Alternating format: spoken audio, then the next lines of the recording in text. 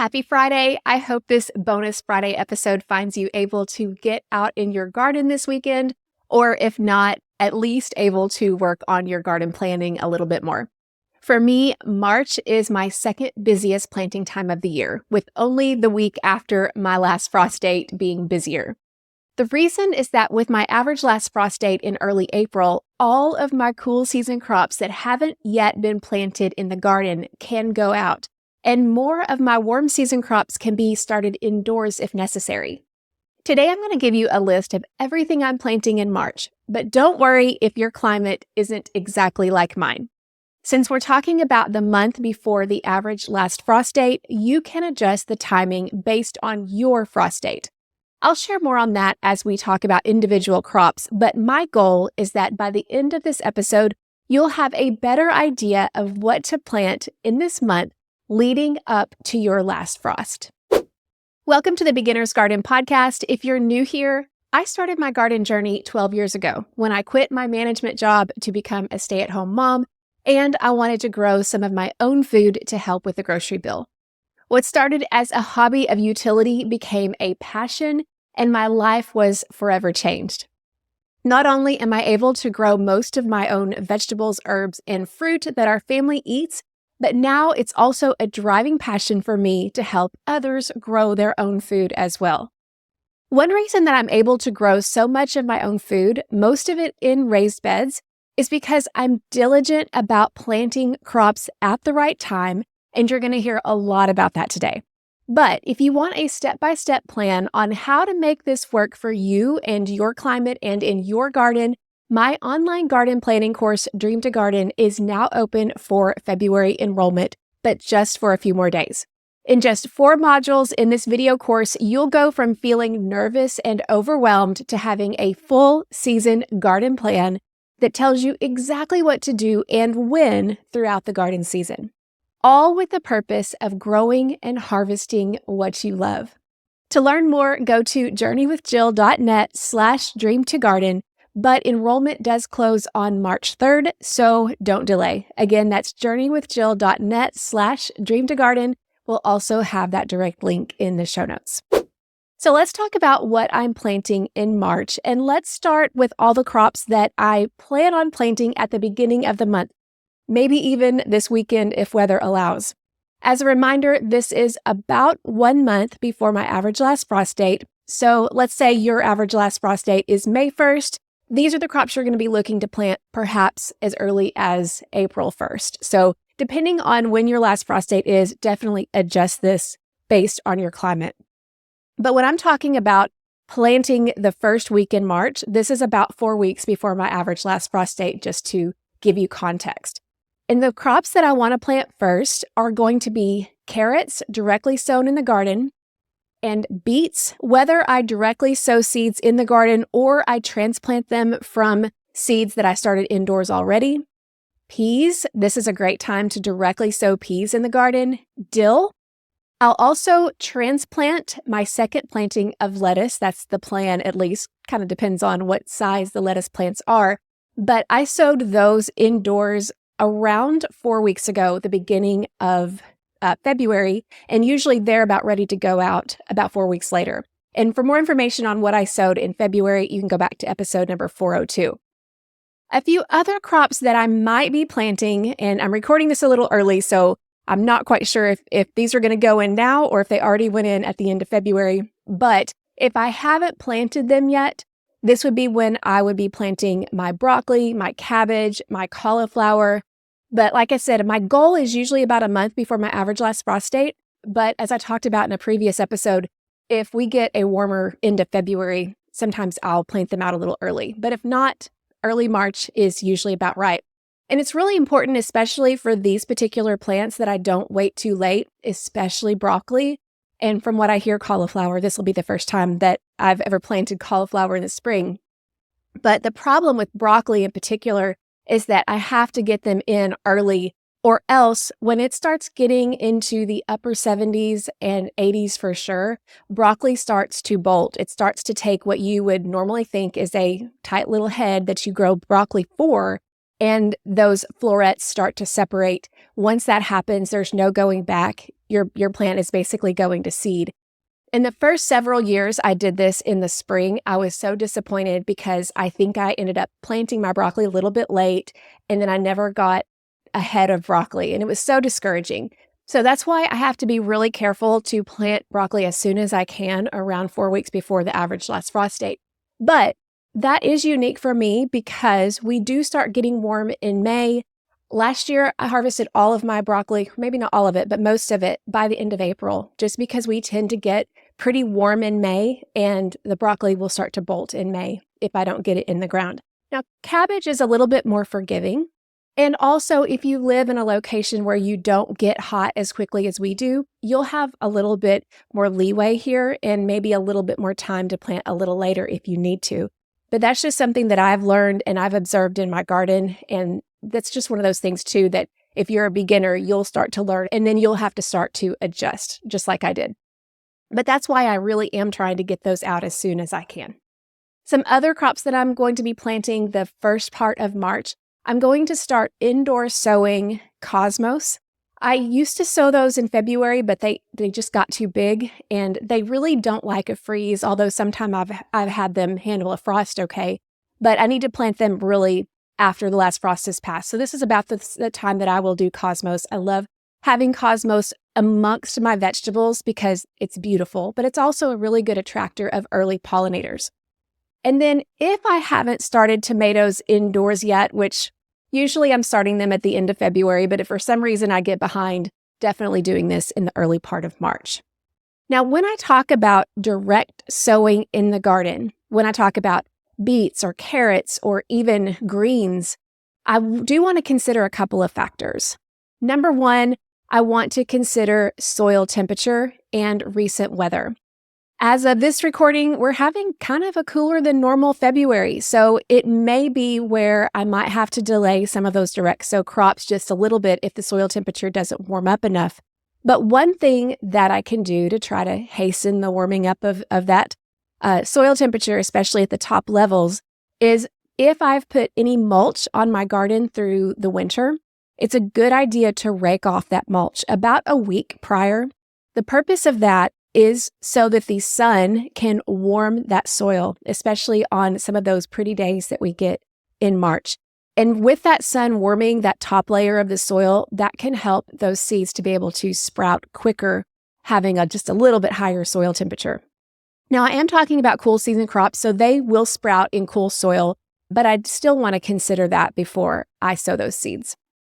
Another thing that I want to consider when I'm transplanting, and this may be broccoli, cabbage, or I think those are the main ones that I'm going to be transplanting, but what I want to consider is even though they're cool season crops, I don't want to plant them out if there's going to be any kind of freezing temperatures in the next few days. I want them to have a chance to get their roots established before any freezes might come.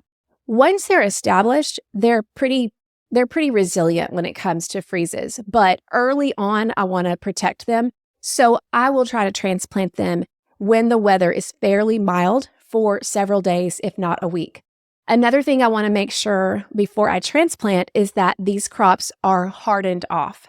Usually I don't have to worry too much about that because I use my greenhouse, and even now recording this in the middle of February, I have already put my broccoli, cabbage, cauliflower, lettuce. I've put all of those in the greenhouse. I do have a heater on at night. So when we're going down to like 35 degrees, it's still 50 degrees in there overnight, and they're getting the benefit of the sun.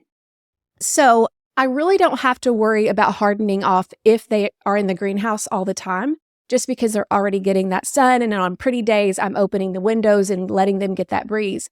But before I had a greenhouse, I had to make sure that I got them outdoors. I had to get them used to the sun, used to the wind, and even starting to get them used to the cooler temperatures at night before I would transplant them in the garden. So that's really an important consideration. Moving on to mid-March, have a lot of things to plant around this time, and this is going to be about 2 to 3 weeks before my last frost. As I have been doing since the end of January, I will continue to direct sow greens in the garden, and I'm doing this about every 2 weeks. And when I say greens, I'm talking about arugula, mixed greens, mesclun greens even, but those I'm going to continue sowing about every 2 weeks so that I can continue getting a harvest. I'm also going to start to transplant my next planting of lettuce, the lettuce that was sowed toward the end of February. So toward the mid to end of March, the lettuce should be ready to go in the ground. And then middle of March has been the time that I have found that it's a good time to plant potatoes if the soil temperature has warmed up. A minimum of 45, although I found that 50 has been better. Below 45, I have a much bigger problem with the seed potatoes rotting in the ground before they even sprout. So over 45, but 50 is preferable. And 50 degrees, that's going to be where the sweet seed potatoes are going to be planted.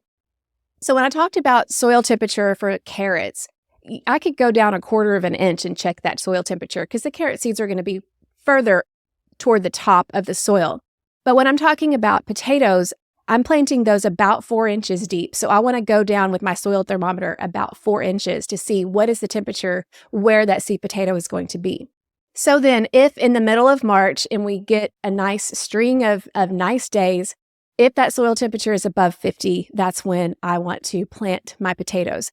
And again, I want to get them in the ground as soon as I can because potatoes do not like the hot weather.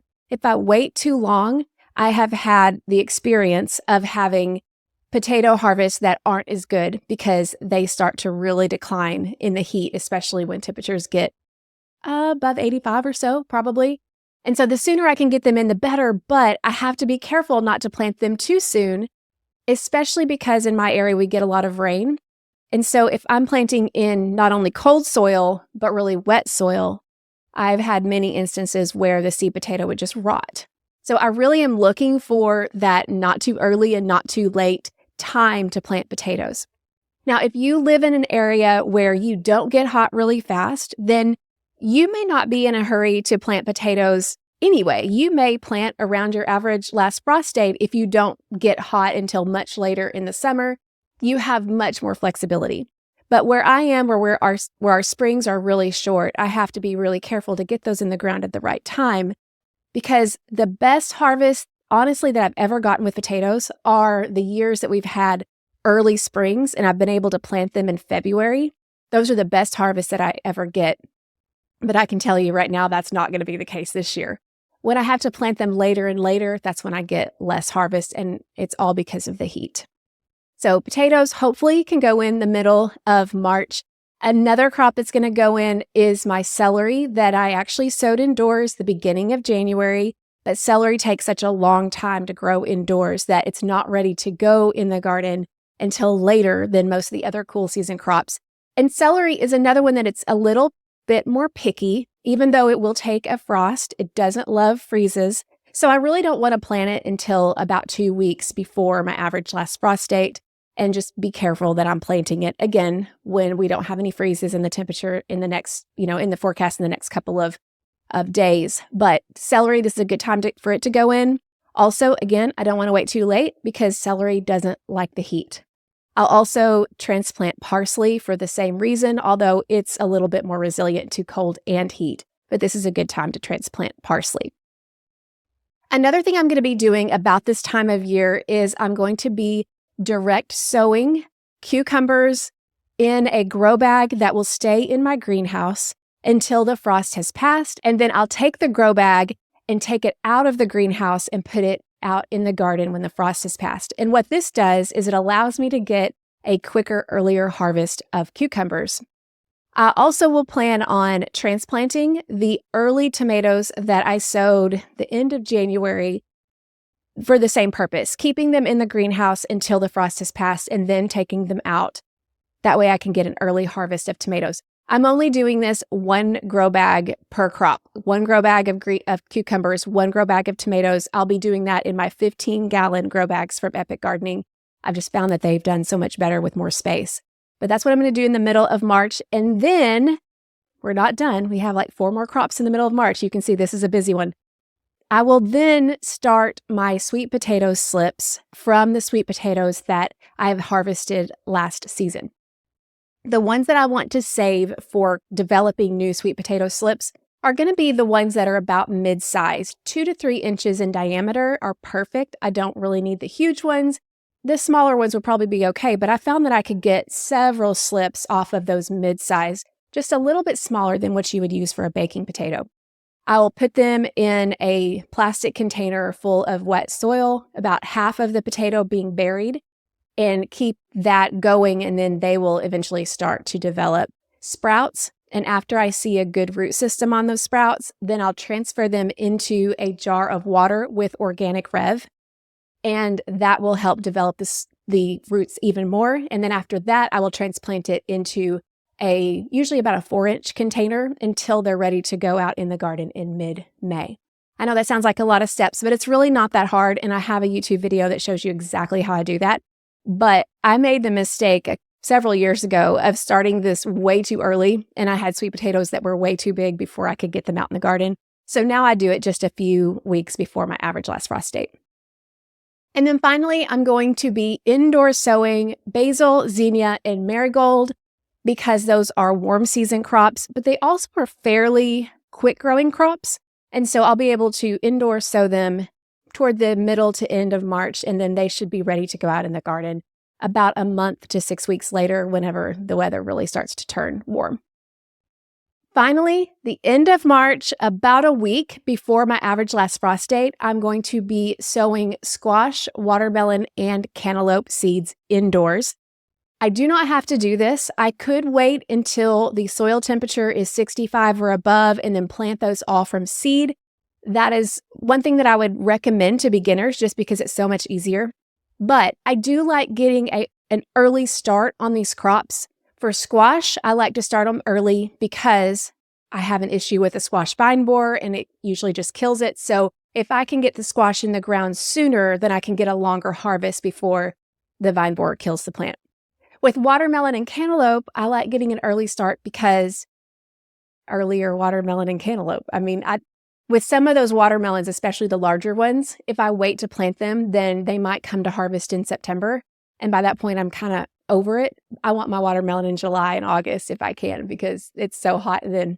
So I like to get a little bit of a head start. But the key with all of those crops is not to start them too early because they don't like their roots disturbed. And the sweet spot to transplanting them are when they haven't developed more than, I think it's 2 or 3 true leaves, not the first little seed leaves, the cotyledons, but the true leaves. That's the ideal time to transplant them in the garden. And in order to do that, you can't start them too early or they will outgrow their container and then it'll stress the plant. And they may not recover very well once they get planted in the garden. Note that all of this is just my plan. This is a time of year when I have to really watch the weather carefully. So just to sum up some of the things that I do when I actually get ready to plant these things in the garden. Number 1, for any plants that I direct sow, I want to monitor the soil temperature. For any that I transplant, I want to make sure they are hardened off, and I want to transplant them at a time where there is a mild stretch of weather when it's not going to freeze all night. And then after that, I want to be prepared to cover if there is going to be a time of freezing temperatures if necessary. Another reason I might want to cover them even immediately is if I have issues with rabbits and my garden isn't completely protected, which is the case right now, I might want to cover those seedlings right away or else they'll just think it's their buffet. And then for the greenhouse, I'm going to continue keeping the heat on at night if needed, especially for the crops that are still in there, like my tomatoes and the cucumbers. Now, if you listen to the last episode where I talked about what I was going to sow in January and February, you remember that I sowed my tomato and pepper seeds indoors at the end of February, and those are still growing either inside or sometimes I try to get them out in the greenhouse as soon as I can to get access to the sun. The quicker I can get access to the actual sun and not artificial light, the better that they grow. But a lot of that depends on the nighttime temperatures. But those are still growing well, either inside or in the greenhouse, but they won't be planted out until next month. This timing that I've gone through with you, and I feel like I've just rushed through it all because it's a huge amount that I plant in March. It has become something that I pretty much could do without my calendar because I've learned when the best time is to start these crops that I plant every year. But it didn't start out that way. Timing was something that seemed difficult for me to nail down, especially as a beginning gardener. And especially when you consider that you plant cool season crops at different times than warm season crops. And even then, some cool season crops are planted at different times than others. I mean, consider that I plant broccoli and I plant celery at completely different times in the garden, although I sow them indoors at the same time. All of that can become really confusing, especially if you're a beginner. But that's why I have created a proven plan that hundreds and hundreds of gardeners over the years have followed to get the timing right in my course, Dream to Garden. Timing is a huge part, but honestly, it's only one part of your garden plan. I also teach you how to companion plant, how to draw out your layout, how far apart to plant crops, and more. By the end of the course, you will have a calendar for your entire year so that you can follow it to know exactly when to do what. No more guessing when you're supposed to do these tasks in your garden. That way, with the planning part done, you can focus on the fun part, which is actually growing your garden and harvesting from it. So if this is your right next step, I invite you to join me while Dream to Garden is open for enrollment just a few more days. Monday is the final day of enrollment, and I hope to see you there. You can go to journeywithjill.net/dreamtogarden, and that link is in the show notes. And if you have any questions about it, please let us know. You can reply to any emails that I may send you or direct message me on Instagram at The Beginner's Garden. I would love to answer any questions that you might have. But if this is your next step, I look forward to seeing you in the course. I hope that this episode has been helpful for you, whether or not you have the same timing as I do. I hope you can kind of understand the cadence of the month before your average last frost date and what you can be planting in your garden. And with that, I will chat with you again on Tuesday. Thank you so much for listening, and I hope you have a fabulous weekend.